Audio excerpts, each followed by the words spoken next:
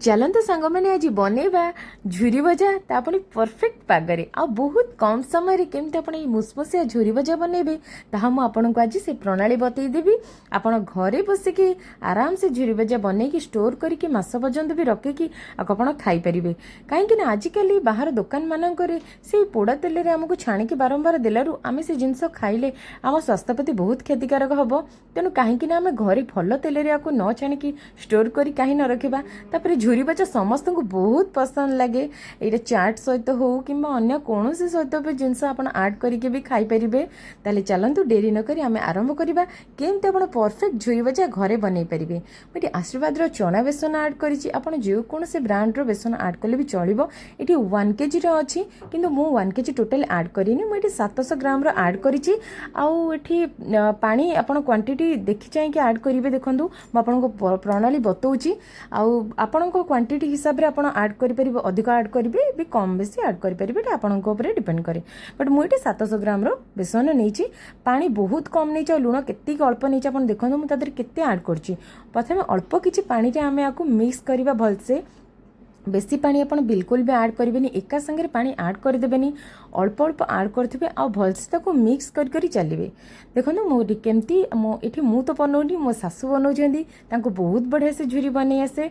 तो मुझे रेसिपीटा जानी आती आपन को मुझे भाविली आप सहित सेयार करी ताकि आपड़ भी घरे परफेक्ट झुरी भजा बनईकरी स्टोर कर रखी खाई पारे।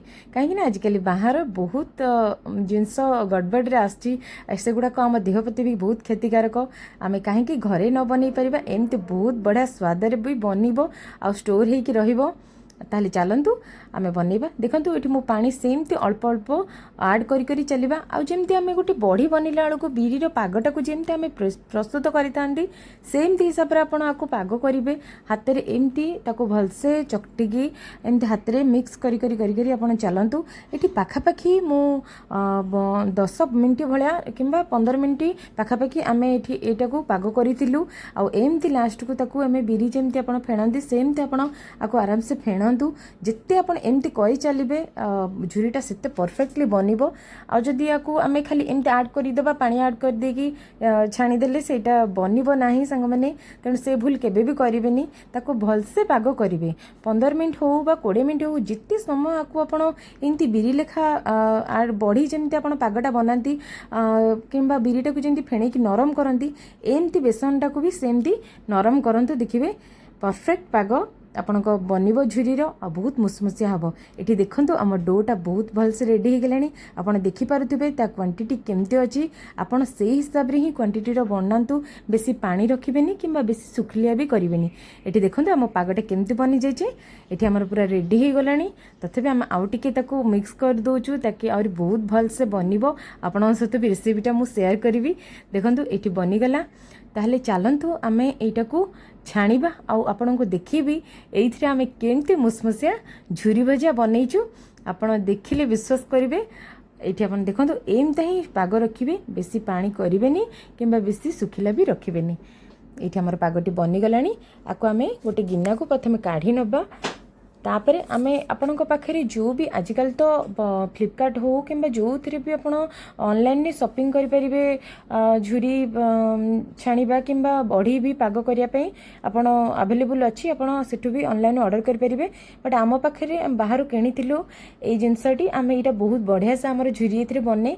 तो मु आमे तादरे प्रथमे ए आणाटा को ऐड करि दबा। आउ तेल एठी हमर ताती गला परे तेलटा सांग माने भलसे तातिले आपण झुरीटा ए पागटा को ऐड करिवे। तेल अल्प ताती थिले आपण ऐड करिवे नाही।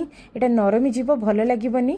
तेल परफेक्टली गरम हैला परे आपण ए आणाटा को तादरे छाणीवे। जेमती आपण झुरी छाणंती सेमती किंबा बॉडी आपण आजिकल पांपड़ भी बनाउचंदी किंबा अलगा भी जिंस आइटम बनाउचंदी सेई टाइप रो आपण भी ऑनलाइन ने अछि। आपण अवेलेबल आपण ऑनलाइन ऑर्डर करि परिबे। देखंतु एठी हमर पैक हे गला। आपरे तेल भी हमरा भीतर गरम हे जाइतिबो। तापरे हमें आराम से आको गोटे परे गोटे छाणीबा।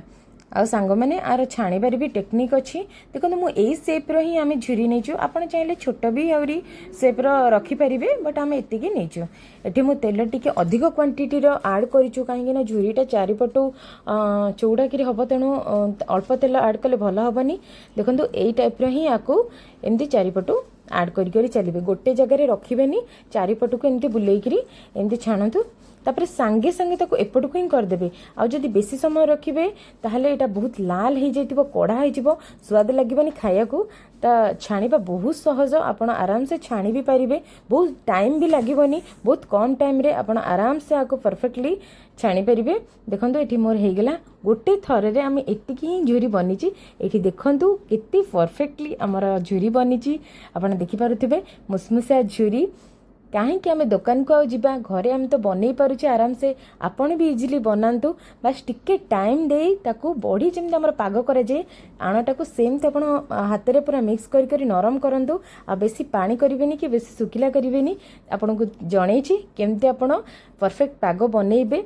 तापरे ताको एमती छाणतु। देखंतु हमर एठी परफेक्टली पूरा सबु तक बनुची। आपण आको चाहिए भी स्टोर करके मासे जाए रखी खाई परिबे। पिला मानन को बहुत पसंद आसीबो, आपण मानन को भी बहुत पसंद आसीबो।